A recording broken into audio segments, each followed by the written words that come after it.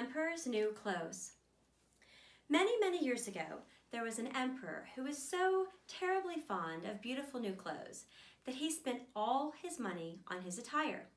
He did not care about his soldiers, or attending the theater, or even going for a drive in the park, unless it was to show off his new clothes. He had an outfit for every hour of the day. And just as we say, the king is in his council chamber, his subjects used to say, the emperor is in his clothes closet. In the large town where the emperor's palace was, life was gay and happy, and every day new visitors arrived. One day, 2 swindlers came. They told everybody that they were weavers and that they could weave the most marvelous cloth. Not only were the colors and patterns of their material extraordinarily beautiful, but the cloth had the strange quality of being invisible to anyone who was either unfit for his office or unforgivably stupid. "This is truly marvelous," thought the emperor. "Now, if I had robes cut from that material, I should know which of my counselors was unfit for his office. And I would be able to pick out my clever subjects myself. They must weave some material for me."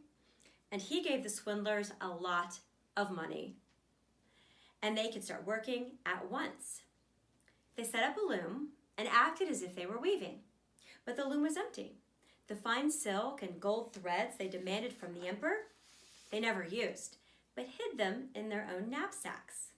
Late into the night, they would sit before their empty loom, pretending to weave. "I would like to know how far they've come," thought the emperor. But his heart beat strangely when he remembered that those who were stupid or unfit for their office would not be able to see the material. Not that he was really worried this would happen to him, of course. Still, it might be better to send someone else the first time and see how he fared. Everybody in town had heard about the cloth's magical quality, and most of them could hardly wait to find out how stupid or unworthy their own neighbors were. "I shall send my faithful prime minister to see the weavers," thought the emperor. "He will know how to judge the material, for he is both clever and fit for his office, if any man is." And the good-natured old man stepped into the room where the weavers were working and saw the empty loom. He closed his eyes and opened them again. "God preserve me," he thought. "I cannot see a thing." But he didn't say this out loud. The swindlers asked him to step a little closer so he could admire the intricate patterns and marvelous colors of the material they were weaving. They both pointed to the empty loom, and the poor old prime minister opened his eyes as wide as he could, but it didn't help. He still couldn't see anything. "Am I stupid?" he thought. "I can't believe it, but if it is so, it is best no one finds out. But maybe I'm not fit for my office. No, that is worse. I'd better not admit that I can't see what they're weaving." "Tell us what you think of it," demanded one of the swindlers. "It is beautiful. It is very lovely," mumbled the old prime minister, adjusting his glasses. What patterns? What colors? I shall tell the emperor that I am greatly pleased." "And that pleases us," the weaver said. And now they described the patterns and told which shades of color they had used. The prime minister listened attentively so that he could repeat their words to the emperor, and that is exactly what he did. The 2 swindlers demanded more money, of course, and more silk and more gold thread. They said they had to use it for their weaving, but their loom remained as empty as ever. Soon, the emperor sent another of his trusted counselors to see how the work was progressing. He looked and looked, just as the prime minister had, but since there was nothing to see, he too didn't see anything. "Isn't it a marvelous piece of material?" asked one of the swindlers, and they both began again to describe the beauty of their cloth. "I'm not stupid," thought the emperor's counselor. "I must be unfit for my office. This is strange, but I better not admit it to anyone." And he started to praise the material too, which he could not see, for the loveliness of its patterns and colors. "I think this is the most charming piece of material I've ever seen," declared the counselor to the emperor. Everyone in town was talking about the marvelous cloth that the swindlers were weaving. At last, the emperor decided to see it before it was removed from the loom. Attended by the most important people in the empire, among them the prime minister and the counselor who'd been there before, the emperor entered the room where the weavers were weaving furiously on their empty loom. "Isn't it magnificent?" said the prime minister.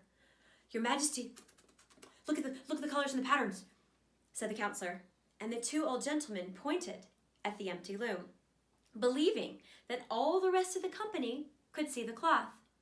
"What?" thought the emperor. "I can't see a thing. Why, this is a disaster. Am I stupid? Am I unfit to be emperor? Oh, it is too horrible." Aloud, he said, "It is very lovely. It has my approval," while he nodded his head and looked at the empty loom.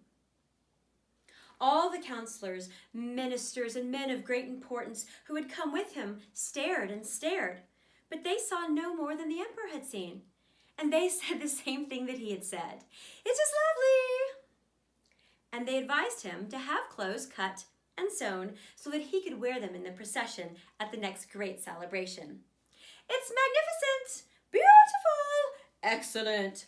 All of their mouths agreed, though none of their eyes had seen anything. The two swindlers were decorated and given the title Royal Knight of the Loom. The night before the procession, the two swindlers didn't sleep at all. They had 16 candles lighting up the room where they worked. Everyone could see how busy they were, getting the emperor's new clothes finished. They pretended to take the cloth from the loom. They cut the air with their big scissors and sewed with needles without any thread. At last they announced, "The emperor's clothes are ready." Together with his courtiers, the emperor came out. The swindlers lifted their arms as if they were holding something in their hands and said, "These are the trousers, this is the robe, and here's the train. They're all as light as if they were made with spider webs. It will be as if your Majesty has almost nothing on, but that's their special virtue." "Oh, yes," breathed all the courtiers, but they saw nothing, for there was nothing to see. "Will your Imperial Majesty be so gracious as to take off your clothes?" asked the swindlers. "Over there by the big mirror, we shall help you put your new ones on." The emperor did as he was told, and the swindlers acted as if they were dressing him in the clothes they should have made. Finally, they tied around his waist the long train which two of his most noble courtiers were to carry. The emperor stood in front of the mirror, admiring the clothes he couldn't see. "Oh, how they suit you! A perfect fit!" everyone exclaimed. "What colors! What patterns! The new clothes are magnificent!" "The crimson canopy, under which your Imperial Majesty is to walk, is waiting outside," said the Imperial Master of Court Ceremony. "Well, I'm dressed. Aren't my clothes becoming?" The emperor turned around once more in front of the mirror, pretending to study his finery. The two gentlemen of the imperial bedchamber fumbled on the floor, trying to find the train which they were supposed to carry. They didn't dare admit to anyone they didn't see anything, so they pretended to pick up the train and held out their hands as if they were carrying it. The emperor walked in the procession under his crimson canopy, and all the people of the town who had lined the streets and were looking down from the windows said the emperor's new clothes were beautiful. "What a magnificent robe! And the train! How well the emperor's clothes suit him!" None of them were willing to admit that they hadn't seen a thing. For if anyone did, he was either stupid or unfit for his job. Never before had the emperor's clothes been such a success. "But he doesn't have anything on!" cried a little child. "Listen to the innocent one," said the proud father. And the people whispered among each other and repeated what the child had said. "But he doesn't have anything on." He doesn't have anything on. There's a little child who says that he has nothing on. He has nothing on, shouted all the people at last. The emperor shivered, for he was now certain they were right. But he thought, I must bear it until the procession is over. And he walked even more proudly, and the two gentlemen of the imperial bedchamber went on carrying the train that wasn't there.